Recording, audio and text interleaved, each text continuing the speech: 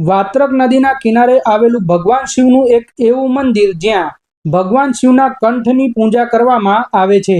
શ્રી ઉત્કંઠેશ્વર મહાદેવ મંદિર, જે 2000 વર્ષ કરતાં પણ જૂનું હોવાની માન્યતાઓ છે, જ્યાં મહાદેવ સ્વયં પ્રગટ થયા હતા અને કહેવાય છે કે અહીં ભગવાન શિવને અભિષેક કરાયેલું દૂધ, જળ, બીલીપત્ર પાતાળમાં જઈને સમાઈ જાય છે અને કાશીમાં જે જગ્યાએ મણિકર્ણિકા ઘાટ આવેલો છે ત્યાંથી નીકળે છે.